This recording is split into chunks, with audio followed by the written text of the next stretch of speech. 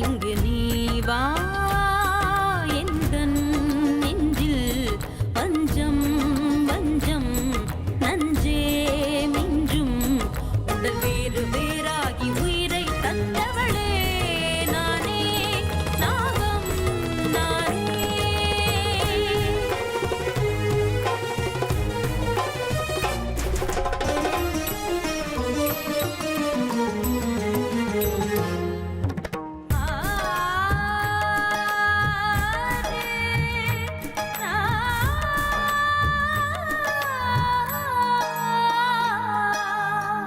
ஜென்மம் பல தாண்டி உன்னோடு வாழ வேண்டுமே மரணம் தன்னை வென்று தினம் காதல் செய்யவா நாகமணி தேடி என் ஜீவன் இங்கு வாடுதே சொந்தங்களை நாடி உயிர் தேடி ஓடுதே பூமிக்கு வந்த நிலவு பிறவீது சாபமா கடமையை தாண்டும் உறவு மனமிளகிடுமா எந்தன் நெஞ்சில் வஞ்சம் வஞ்சம் நஞ்சே மிஞ்சும் உடல் வேறு வேறாகி உயிரை தந்தவளே நானே நாகம் நானே தந்தவளே நானே நாகம் நானே.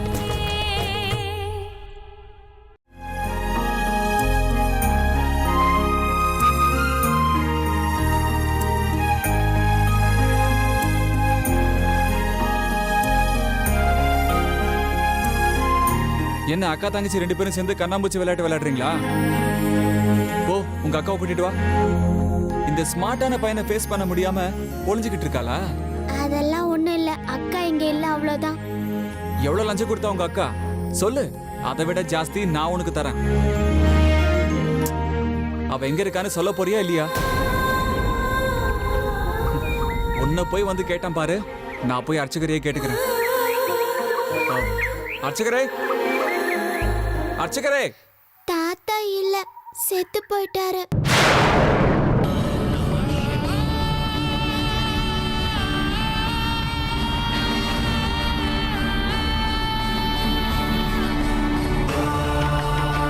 ஆமா, நேத்து தான் செத்து போனாரு.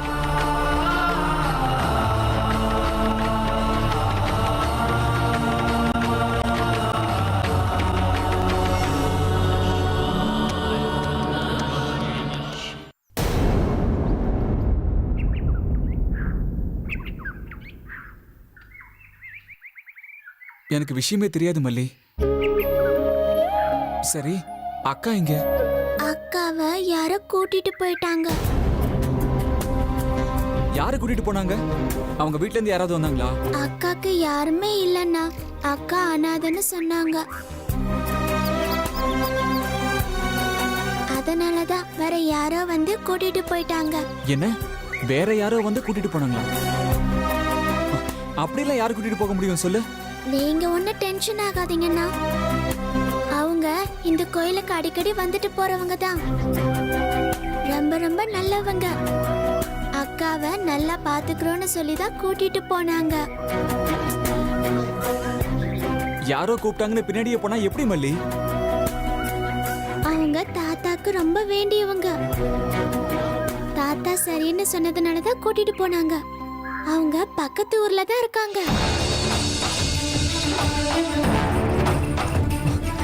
எந்த ஊரும் தெரியுமா உனக்கு? இல்லப்பா, அதெல்லாம் எனக்கு தெரியாது.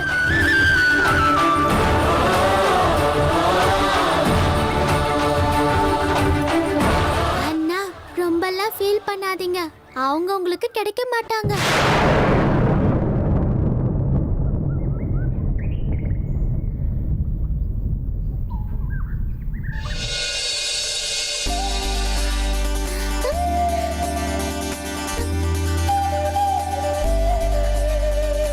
கிடைப்பாங்கன்னு தான் தோணுது.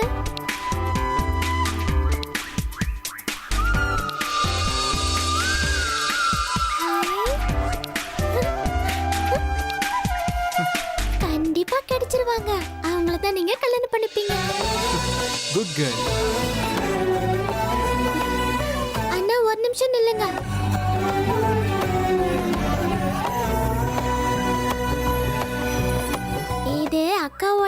விட்டுட்டு போயிட்டாங்க.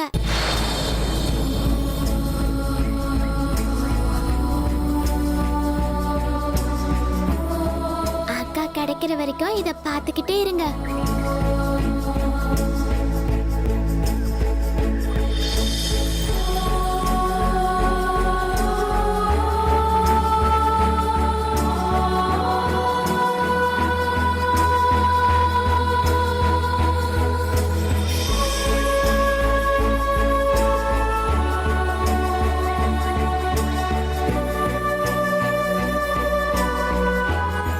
தேங்க்ஸ் மல்லி.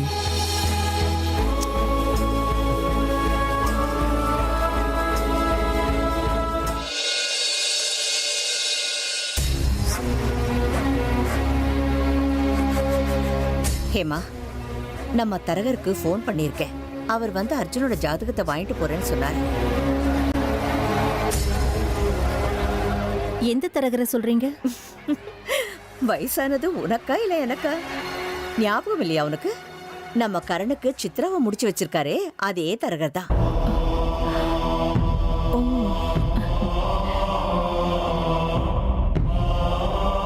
நம்ம அர்ஜுனுக்கு ஒரு நல்ல பொண்ணை பார்த்து கொடுத்துட்டா எனக்கு நிம்மதியா இருக்கும். தரகர் காட்டுற பொண்ணையெல்லாம் அர்ஜுன் ஏத்துக்க மாட்டான். அபசகுணமா பேசாத சித்ரா. எதுக்காக இப்படி எல்லாம் பேசுற? வர வர குறுக்க பேசுறது நல்லா கத்துக்கிட்ட. நான் உங்களை புண்படுத்தணும்னு சொல்லல பாட்டி. புரோகிதர் தானே சொன்னாரு கல்யாணத்துக்கு 1008 தடங்கள் வரும்னு. அப்படி தடங்கள் வருமேன்னு அக்கறையில சொன்னேன், அவ்வளவுதான். கல்யாணத்துக்கு தடங்கள் வரும்னு சொன்னது உண்மைதான். அதுக்காக கல்யாணமே நடக்காதுன்னு சொல்லலையே. இனிமே இந்த மாதிரி எல்லாம் பேசக்கூடாது. போகட்டு விடுங்க அத்தை. புரோகிதர்கிட்ட ஒரு வார்த்தை கேட்டுட்டு ஜாதகத்தை கொடுக்க இந்த வாரத்துல ஏதாவது நல்ல நாள் இருக்கான்னு கேட்டுடுங்களேன். சரி, இப்பவே கேட்டுறேன். அவனுக்கு சீக்கிரமே கல்யாணம் நடக்கணும். அப்பதான் எல்லாருக்கும் நிம்மதி. நடக்கிறதெல்லாம் நல்லதா நடக்கட்டும். வர பொண்ணோட அதிர்ஷ்டத்தால அவனுக்கு வர இருக்கிற பிரச்சனையெல்லாம் போகணும். விஷ்ணு, நீயே நேரா போய் தரகர்கிட்ட அவனோட ஜாதகத்தை கொடுத்துட்டு வந்துரு. அவர் கையில கொஞ்சம் பணத்தையும் கொடுத்துட்டு வா. அவர் மனசு வச்சா சீக்கிரமாவே எல்லாம் நடந்துடும். அவர்கிட்ட நல்ல சம்பந்தங்கள் எல்லாம் இருக்கு. விஷ்ணு, விஷ்ணு, நான் சொன்னதையெல்லாம் காதுல வாங்கிக்கிட்டியா?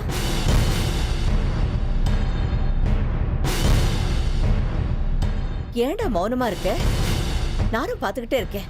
வர வர நீ ஒரு மாதிரியாவே இருக்க. நான் அர்ஜுனோட கல்யாண விஷயத்தை பத்தி பேசிட்டு இருக்கேன். அவன் உன்னோட புள்ளடா, ஞாபகம் இருக்குல்ல? ஒன்றும் இல்லைம்மா, எனக்கு ஒன்றும் ஆகல. நான் நல்லா தானே இருக்கேன்.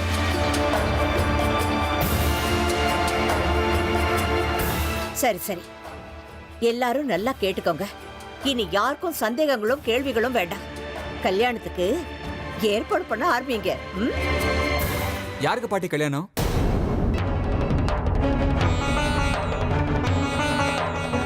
உனக்கு தான் அர்ஜுன், அத பத்தி தான் பேசிக்கிட்டு இருக்கோம். இந்த வாரமே ஒரு நல்ல முகூர்த்தமா பார்த்து உன்னோட ஜாதகத்தை கொடுக்க போறோம், இல்லையா அத்தை? ஏன் இப்படி எல்லாரும் சேர்ந்து காமெடி பண்றீங்க? இது ஒண்ணும் காமெடி இல்லடா. எந்தெந்த நேரத்துல எது எது நடக்கணுமோ அது நடந்தே ஆகணும். உனக்கு 23 வயசு முடிய போகுது. அம்மா, கல்யாணம் மனசுக்கு, வயசுக்கு இல்ல. 23 வயசுல போய் கல்யாணமா? போரிங்மா. 25 தாண்டட்டும், அப்புறம் பாத்துக்கலாம். Please please please please please.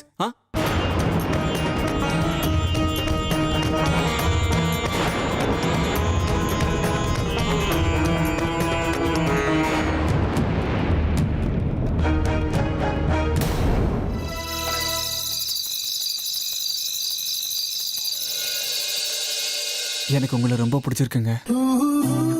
மனசுல இருக்கிறத சொல்றது கஷ்டம்.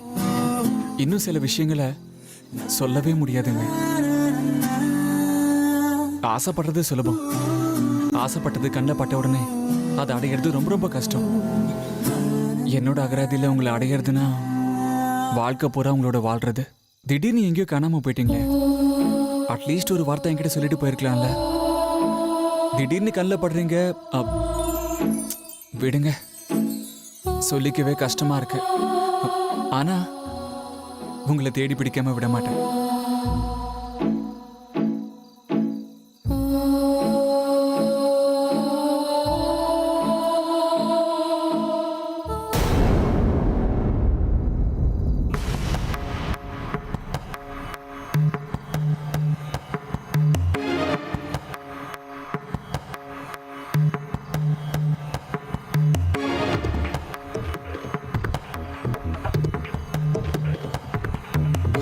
நீங்க கல்யாண விஷயம் பேசுறதா இருந்தா வேணாம் பாட்டி.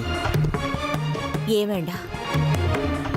இங்க பாருடா, உன் விஷயத்துல நாங்க எல்லாரும் எந்த முடிவு எடுத்தாலும் அது உன் நல்லதுக்கு தானே கண்ணா.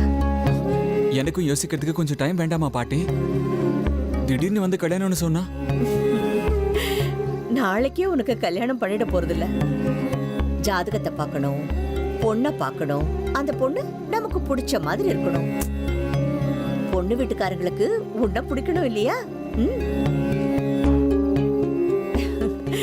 பாருடா, உன் கைய காலை கட்டி போட்டு உனக்கு கல்யாணம் பண்ண மாட்டோம். பயப்படாத. சரியா? நான் இங்க வந்தது எப்படியாவது உன்னை கல்யாணத்துக்கு சம்மதிக்க வைக்கிறது இல்ல. காரணம் கேட்கதா? கல்யாணத்தை வேண்டான்னு சொல்லிட்டு வந்துட்டேன். காரணம் நான் தெரிஞ்சுக்கலாமா?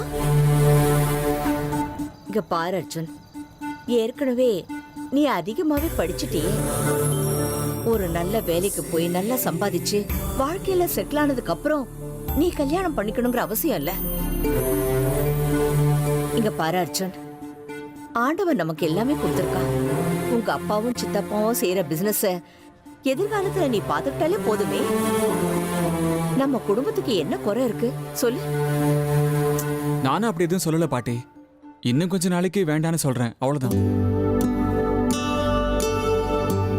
ஏன் பாட்டி நீங்க எல்லாரும் திடீர்னு எனக்கு கல்யாணம் பண்ணணும்னு யோசனை பண்ண ஆரம்பிச்சிட்டீங்க? அது எங்களோட கடமைடா.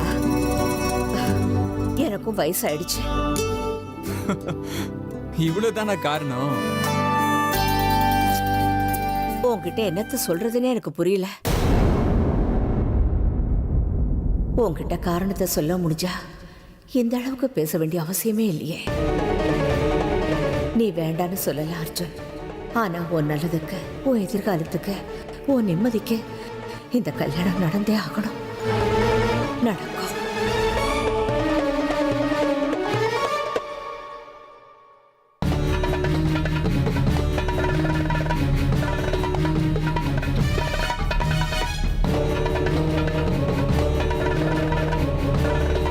வீட்டில் என் கல்யாணத்தை பத்தி பேச ஆரம்பிச்சிட்டாங்க.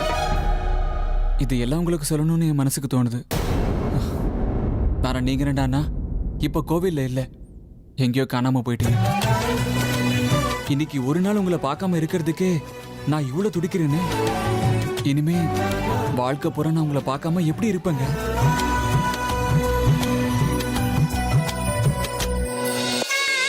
நான் எந்த காரியத்துக்காக இங்க வந்திருக்கேனோ அதை நல்லபடியா எனக்கு நிறைவேற்றி கொடுக்கிற பொறுப்பு உன்னோடையது.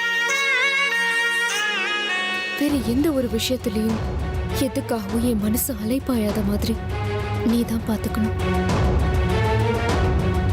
இப்படி மனுஷ ரூபத்துக்கு மாறி நான் பெரிய தப்பு பண்ணிட்டேனோன்னு என் மனசுக்கு தோணாத மாதிரி நீ தான் பார்த்துக்கணும். என்னோட எல்லா பொறுப்புகளும் எப்போ முடியுமோ எனக்கு தெரியாது. அப்படி எல்லாம் முடிஞ்சக்கப்புறம் இந்த வீட்டை விட்டு நான் நிரந்தரமா போயிடுவேன்.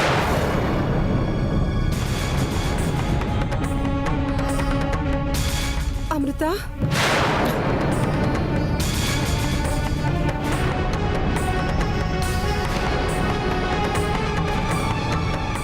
என்ன சொன்ன? இந்த வீட்டை விட்டு நீ நிரந்தரமா போயிடுவியா? இந்த வீட்டுல உனக்கு நான் என்ன குறை வச்சேமா? நாங்க எல்லாரும் உன்னை நல்லபடியா பாத்துக்கலையா? உன் மனசு நோகுற மாதிரி நடந்துக்கிட்டோமா? இந்த வீட்டுல நாங்க எல்லாம் எப்படியோ அதே மாதிரி தான் நீயும் நான் நினைச்சிட்டு இருந்தேன். எனக்கு தெரியும். என்ன ஏன் இந்த வீட்டை விட்டு நிரந்தரமா போயிடணும் நீ இப்போ சொன்ன? இங்க உன்னை யாராவது ஏதாவது சொன்னாங்களா? அப்படி எதுவும் இல்லை. பின்ன என்னம்மா, இந்த வீட்டுல இருக்கிறதுல உனக்கு என்ன பிரச்சனை? உனக்கு யாருமே இல்லைல்ல? அப்பா அம்மா யாருமே இல்லாத பொண்ணுன்னு அர்ச்சகர் என்கிட்ட சொன்னாரே. அப்படின்னு இப்போ நீ இந்த வீட்டை விட்டு போயிட்டேன்னா யாருமா உனக்கு ஆதரவு கொடுப்பாங்க? நான் அந்த அர்த்தத்துல சொல்லல.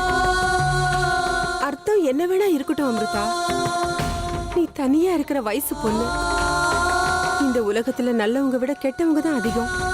அப்படிப்பட்டவங்க இருக்கிற உலகத்துல நீ தனியா வாழ்ந்துட முடியுமா? நாளைக்கு உனக்கு ஏதாவது ஆயிடுச்சுன்னா? எனக்கு எதுவும் ஆகாது, நீங்க கவலைப்படாதீங்க. ஏதோ என் மனசு ஆறுதல் படுத்துறதுக்காக நீ இப்படி பேசுற அமிர்தா. ஆனா உன்னை இந்த வீட்டுக்கு கூட்டிட்டு வந்தது ஏதோ ஒரு 2 நாள் இருந்துட்டு போறதுக்கு இல்ல. என்னமோ தெரியல, உன்னை பார்த்ததுக்கு அப்புறம் உனக்கு ஆதரவு கொடுக்கணும், உன்னை நல்லபடியா பாத்துக்கணும்னு எனக்கு தோணிடுச்சு. அதனாலதான் எதை பத்தியும் யோசிக்காம நான் உன்னை இங்க கூட்டிட்டு வந்திருக்கேன். எங்க மனசுக்குள்ள உன்னை பத்தி நினைக்கிற அளவுக்கு அந்த ஆண்டவன் ஏதோ செஞ்சிருக்கான்னா அது அந்த ஆண்டவனோட விருப்பம் தானே அர்த்தம்.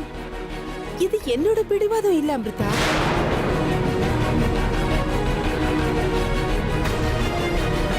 நீ இந்த வீட்டை விட்டு வெளியே போகணும்னு முடிவு பண்ணிருக்கேன்னா அந்த ஆண்டவனோட விருப்பத்தை நீ மதிக்கலன்னு தானே அர்த்தம். யார் யார் கூட சேர்ந்து வாழணும், யார் யார் வீட்டுல வாழணும், யார் மேல அன்பு செலுத்தணும், யார் மேல வெறுப்ப காட்டணும்னு அந்த ஆண்டவன் ஏற்கனவே முடிவு பண்ணி வச்சிருக்கான். அத மனுஷங்க நாம நிச்சயமா மாத்த முடியாது. நீ இந்த வீட்டுல இருக்கணும், எங்க கூடவே இருக்கணும்ன்றதுதான் என்னோட ஆசை அமிர்தா. இது மத்த வீடுங்க மாதிரி நிறைஞ்சிருக்கிற வீடு இல்ல அமிர்தா. இங்க நான், நீ, பாட்டி, மாமா, அத்தை எல்லாம் சேர்ந்துதான் வாழ்ந்துட்டு இருக்கோம். பார்க்கதான் இந்த வீடு நிறைஞ்சிட்டு இருக்கிற மாதிரி இருக்கும். நீ யாரு, எங்கிருந்து வந்திருக்க, அதெல்லாம் எனக்கு தேவையில்லாத விஷயம்.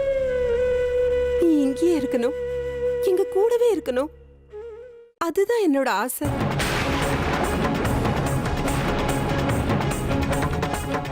மறுபடியும் இந்த வீட்டை விட்டு போயிடுறேன்னு தயவு செஞ்சு நீ பேசாதமா. அது என் மனசு ரொம்ப கஷ்டப்படுத்துது. நீ எங்கேயே இருக்கணும்னு நான் சொல்றதுல என்னோட சுயநலமும் இருக்கு அமிர்தா.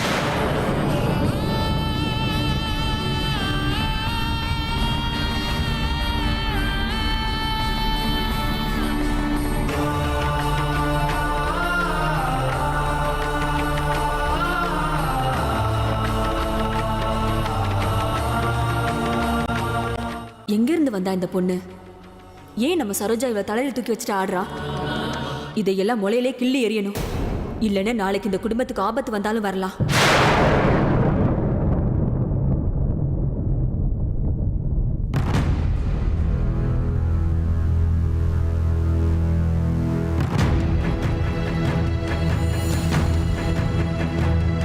இது என் கைக்கு வந்து சேர்றதுக்கு முன்னாடி இதோட மதிப்பு என்னன்னு எனக்கு தெரியாது.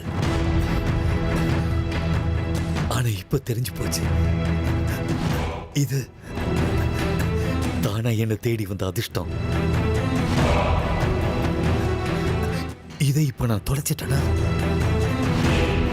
என்னை விட முட்டாள் வேற யாரும் இருக்க முடியாது. இதை வச்சு நான் கோடிக்கணக்கில் பணத்தை சம்பாதிக்க முடியும். நான் எதெல்லாம் ஆசைப்படுறேனோ அதெல்லாம் என்னால் அடைய முடியும். கூடவே என் இஷ்டத்துக்கு நான் ஆடம்பரமா இருக்க முடியும். இது என் கையில இருக்கிற வரைக்கும் எனக்கு என்னைக்கும் தோல்வியே கிடையாது, வெற்றி மட்டும்தான்.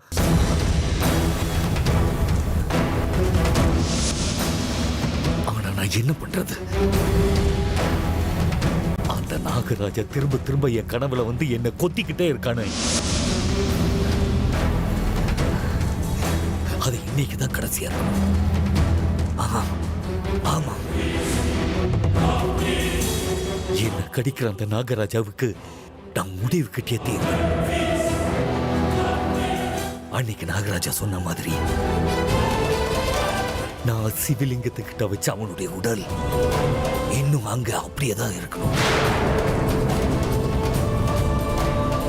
முதல்ல அதுக்கு நான் ஒரு முடிவு கட்டி ஆகணும்.